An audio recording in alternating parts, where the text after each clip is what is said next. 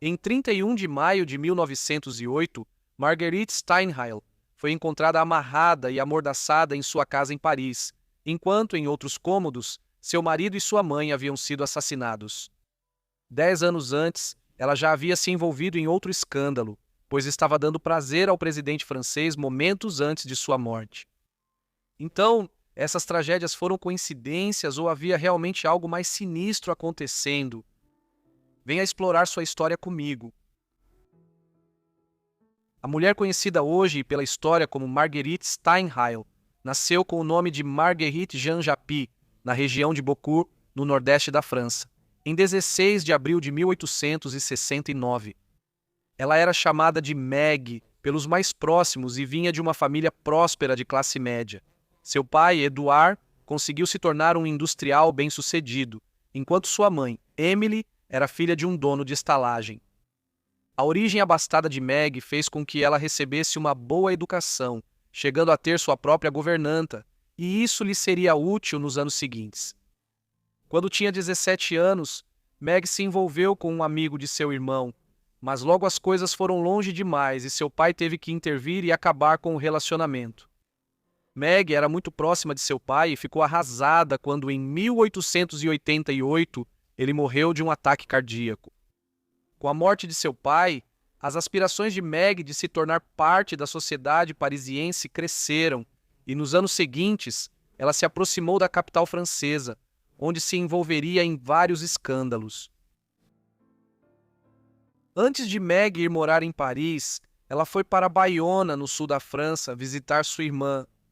Ela tinha cerca de 20 anos na época e foi lá que conheceu Adolphe Steinheil, um artista francês quase 2 vezes mais velho que ela. Ele logo se apaixonou por Meg e os dois se casaram em 1890. Assim, Meg adquiriu o nome pelo qual é mais conhecida hoje, Marguerite Steinheil. Seu marido era filho de Louis Charles Steinheil, um artista relativamente bem-sucedido, responsável por alguns dos afrescos que adornam a Catedral de Estrasburgo hoje em dia, embora Adolphe apenas conseguisse sobreviver com sua pintura. O casal foi morar em Paris durante a Belle Époque, um período de imenso sucesso artístico na história da capital francesa, durante o qual ela se tornou a capital cultural do mundo.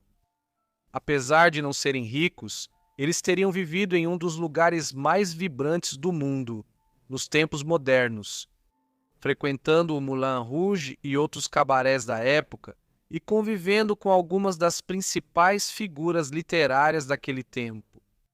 Cerca de um ano depois, o casal teve um filho, mas logo se desentenderam e, embora não tenham se divorciado, passaram a viver separados. Foi nesse momento que Marguerite se tornou o que se chama de demi-mondaine, uma mulher do demi-monde ou meio-mundo. Em outras palavras, uma cortesã. No decorrer da década de 1890, Marguerite ficou famosa por sua beleza e por seus discretos casos amorosos. Ela teve muitos pretendentes notáveis, alguns muito conhecidos, mas nenhum mais do que Félix Fall, um proeminente político francês. De origem bastante humilde, ele ascendeu na política francesa durante a Terceira República, após a Guerra Franco-Prussiana no início dos anos 1870, para, um pouco contra as expectativas, tornar-se o presidente francês em 1895. Ele ocuparia esse cargo por pouco mais de 4 anos, até que um evento inesperado envolvendo Marguerite ocorreu. Marguerite conheceu e começou um relacionamento amoroso com Farr em 1897, quando ele já estava há mais de 2 anos em seu mandato como presidente da República. Isso seguiu de forma intermitente nos 2 anos seguintes. As coisas chegaram a um ponto crítico no início de 1899. De acordo com uma reportagem de jornal da época, em 16 de fevereiro de 1899, Faure estava no Palácio do Eliseu, em Paris, quando de repente saiu de seu escritório para a antessala. Lá ele informou ao seu secretário que não estava se sentindo bem. Médicos logo o atenderam, mas o presidente faleceu mais tarde naquela noite. As circunstâncias exatas do que aconteceu foram amplamente relatadas e debatidas. A maioria concorda que, no momento em que adoeceu, Faure estava em seu escritório com Marguerite, onde eles se envolveram em atividades sexuais de uma forma ou de outra sobre a mesa de seu escritório. O tipo de atividade que estava sendo realizada nele é motivo de controvérsia. O que está claro é que, seja lá o que Marguerite estava fazendo, parece ter levado o presidente, Fals, que estava na casa dos 50 anos e com a saúde cada vez pior, a ter um ataque cardíaco ou algum outro incidente médico, provavelmente um derrame, do qual morreu pouco tempo depois. Nem todos os meios de comunicação noticiaram isso. Um importante jornal internacional da época, por exemplo, não fez nenhuma menção a Steinheil e seu suposto envolvimento na morte. Apenas afirmou que Falk havia morrido na noite anterior em Paris, de forma bastante repentina devido a uma apoplexia. Foi observado que ele havia sido recentemente diagnosticado com uma doença grave e que seu coração vinha sendo afetado há alguns meses. Isso foi noticiado até na Austrália, e não houve controvérsia em relação às circunstâncias de sua morte imediatamente após o ocorrido. Apesar dessas reportagens iniciais, Marguerite e seu relacionamento com o presidente falecido acabaram se tornando alvo de certa atenção da mídia e continuam sendo até hoje. Alguns estudos concluem que Marguerite foi parcialmente responsável pelo derrame dele, outros dizem que ela nem estava presente no momento. O que é claro é que Marguerite se consolidou depois como uma figura relativamente escandalosa na vida parisiense, embora, para alguns, isso tenha até mesmo aumentado sua reputação. Certos homens da sociedade francesa ficaram fascinados pelo fato de Marguerite ser tão habilidosa no quarto, ou no escritório, neste caso, que ela fez o presidente ter um acesso de paixão tão intenso que o matou. Assim, apesar desse escândalo, seu salão continuaria sendo frequentado por muitos homens notáveis, mantendo sua posição como socialite e tendo inúmeros casos amorosos depois disso. Você pode se perguntar se o marido dela sabia desses casos e por que ele tolerava isso. Bem, ele sabia, mas Marguerite ainda se importava com o marido e com a carreira dele, e muitos dos amantes dela encomendavam quadros a ele, permitindo que Adolf tivesse uma boa renda. A morte do amante dela se tornou complicada nas semanas e meses seguintes, pois surgiram especulações de que a morte de Fort estava de alguma forma ligada ao caso Dreyfus. Isso estava constantemente nas notícias francesas entre 1894, quando o caso veio à tona, até 1906. Isso dizia respeito ao oficial militar francês Alfred Dreyfus, que foi inicialmente acusado em 1894 de passar segredos militares para o governo alemão. Dreyfus, um homem judeu, foi considerado culpado e enviado para uma colônia penal, mas ao longo dos anos surgiram relatos que provaram sua inocência. O caso Dreyfus se tornou uma questão importante dentro da sociedade francesa, na qual o problema mais amplo do antissemitismo na sociedade francesa estava sendo debatido. Relatórios surgiram em 1899 de que Marguerite havia recebido secretamente documentos sobre Dreyfus e seu caso, e que isso estava de alguma forma ligado à morte do presidente durante o envolvimento deles. Além disso, a oposição anti-Dreyfus acusou Marguerite de ter envenenado Félix Ford em nome do chamado Sindicato Judaico, porque o presidente havia se declarado hostil a uma revisão do caso Dreyfus. No entanto, não existe uma única prova concreta para apoiar isso. Era só uma teoria da conspiração do fim do século XIX. Mais controvérsias ainda envolveriam Marguerite na década seguinte ao caso Fur. Nesse período, ela continuou a receber convidados em seu salão e a trabalhar como cortesã, levando uma vida semelhante à que tinha nos décadas de 1890, antes do caso Fur. Podemos chamar esse incidente posterior de caso Steinheil. No dia 31 de maio de 1908, ela foi encontrada pela polícia na residência dela e do marido em Paris. Ela estava amarrada e amordaçada quando a polícia entrou e a encontrou, mas não tinha ferimentos e estava saudável. O mesmo não podia ser dito sobre seu marido e a mãe de Marguerite, Steinheil, ambos encontrados mortos em outro cômodo do apartamento, tendo sido estrangulados até a morte. A revelação do que havia acontecido na residência dos Steinheil, uma história envolvendo a mulher que esteve no centro do caso dos 4, quase 10 anos antes, inevitavelmente causou um frenesi na imprensa. Isso foi agravado pela própria Marguerite, que adicionou uma camada de mistério aos acontecimentos ao afirmar que 4 indivíduos vestidos com mantos pretos haviam entrado em sua casa e a amarrado antes de matar seu marido e sua mãe. Por mais elaborada que fosse a história de Marguerite, a polícia suspeitava que ela era responsável pelo que havia acontecido e que, posteriormente, havia se amarrado para parecer uma das vítimas. Eles não conseguiram encontrar provas concretas que apoiassem essa teoria na investigação inicial, mas ficaram desconfiados sobre o motivo de ela ter sido poupada e pelo fato de nada de valor ter sido roubado. Então, quando Marguerite parecia tentar direcioná-los para um empregado dos Steinheil, sugerindo que ele havia sido o responsável pela invasão e pelos assassinatos. Junto com alguns cúmplices, eles decidiram prendê-la sob a acusação de adulteração de provas no final de novembro, meio ano após os assassinatos terem sido cometidos.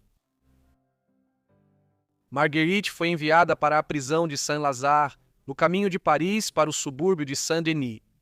Ela havia sido estabelecida como um pensionato para pessoas que sofriam de lepra na Idade Média, mas com o tempo se transformou em uma espécie de manicômio da era moderna e depois em uma prisão.